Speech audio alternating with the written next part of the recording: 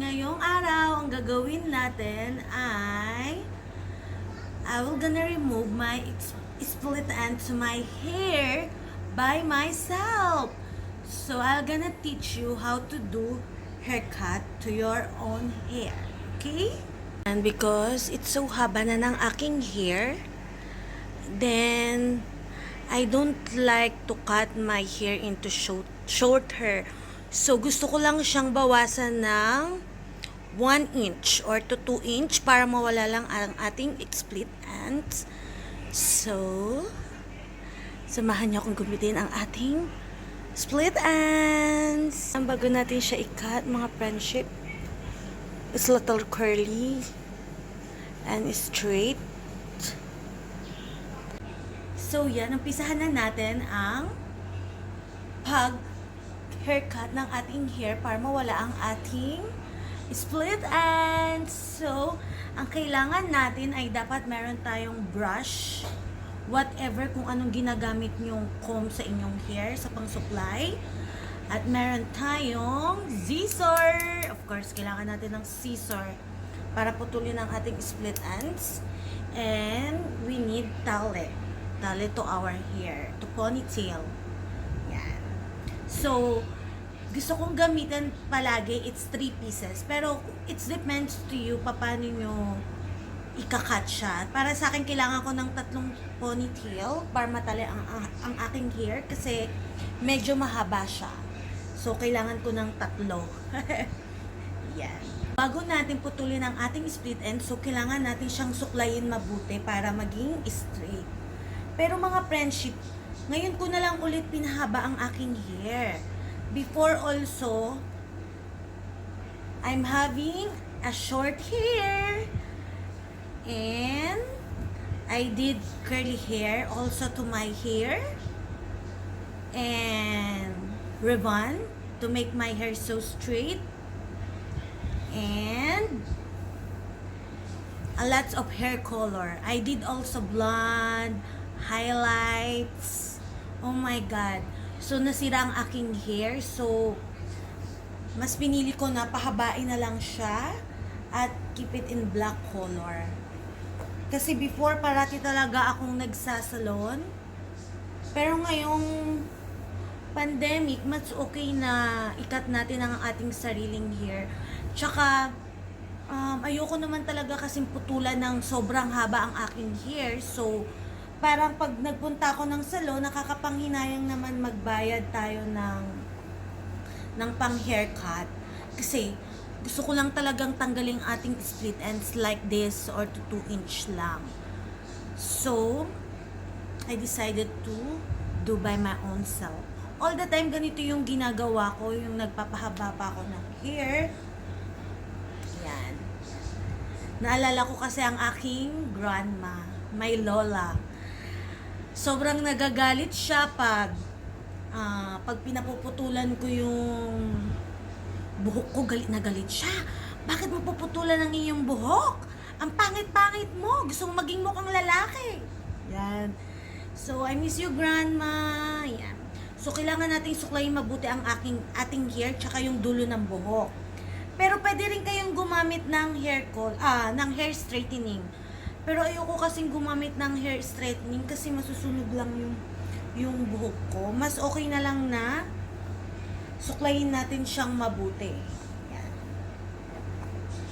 Suklayin nyo hanggat maging straight at malambot ang inyong hair. Yan. Okay. Mga friendship, straight na siya at nasuklay ko ng mabuti ang aking hair sa harap. So, ang gagawin naman natin, kailangan nating yumuko ng ganito. So, kailangan natin siyang suklayin ng patalikod para maging straight din siya. Suklayin lang natin siya ng suklayin hanggat lumambot.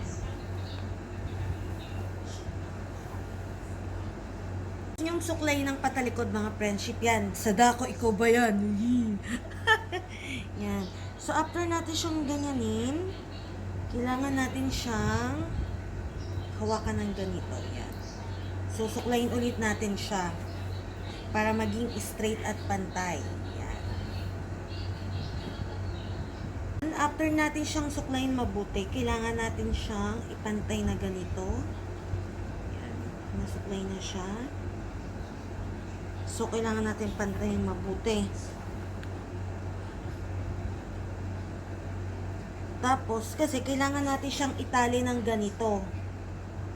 Yan. So, gagamitan na natin ang ating unang tali. Kailangan natin siyang itali mabuti.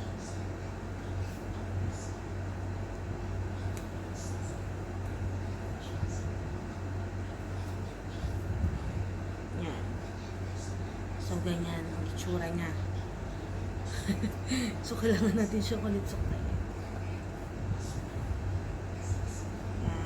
Friendship. Haba na talaga ng aking hair. So, kailangan ulit natin gumamit ang pangalawang ponytail. It depends naman yan sa inyo, pero gusto ko to ilagay sa middle.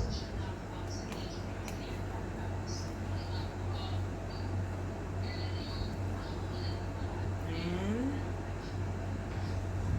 Kailangan natin siyang italing ganyan. At ang pangatlo, yan.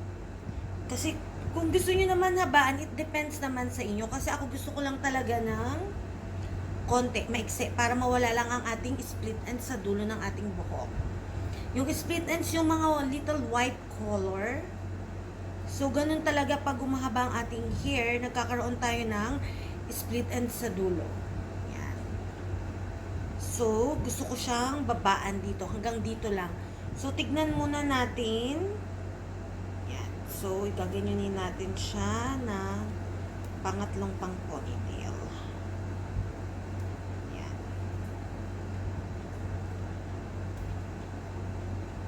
Yan, parang buntot na ng kabayo.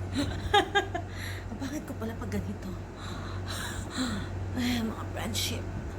Ang aking hair. Bago natin putulan ng ating split ends. Yan. Bago natin putulan ng ating hair. Ayoko sana na ika'y mawawala. Ay, mawawala. Mapuputulan ang aking buhok dahil sa split ends. Joke. Ayoko sana talaga siyang putulan, mga friendship. Pero, what to do?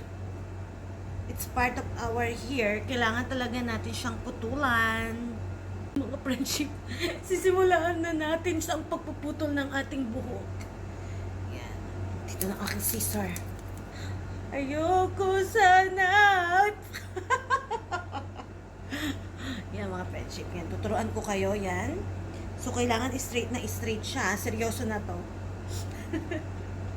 Yan. So, hawakan natin mabuti ang ating hair ng ganito at putulan natin ng pababa.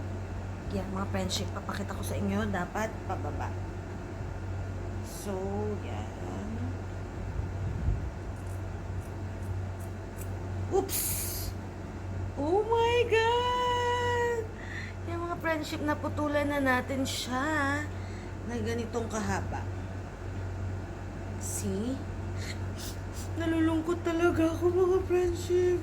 Ayoko siyang putulan. Mga friendship, naputulan na natin siya. So, kailangan natin siyang i-check kung pantay. So, tatanggalin na ng ating ponytail. Yan. So, i-check na natin. Yan, nawala na ang ating split ends. Yan, straight naman siya. Na-straight ko siya ng cut. Kailangan straight yan, mga friendship, ha. Goodbye, split ends. Yan, mga friendship.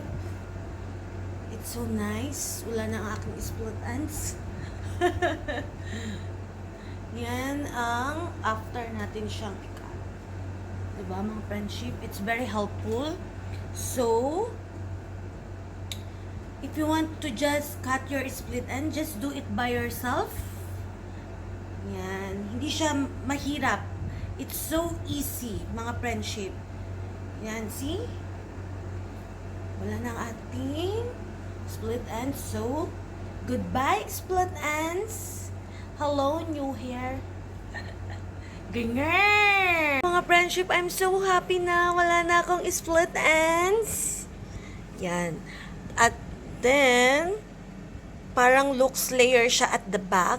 So, it's very nice. Yan. So, this is my tipid tips. How to remove your split ends by yourself. Yan mga friendship, feel na feel ko ang aking new hair without split ends. Yeah, mga friendship, I hope you like this video, and this is one of our tipid tips. So, please try it by yourself. Don't be scared.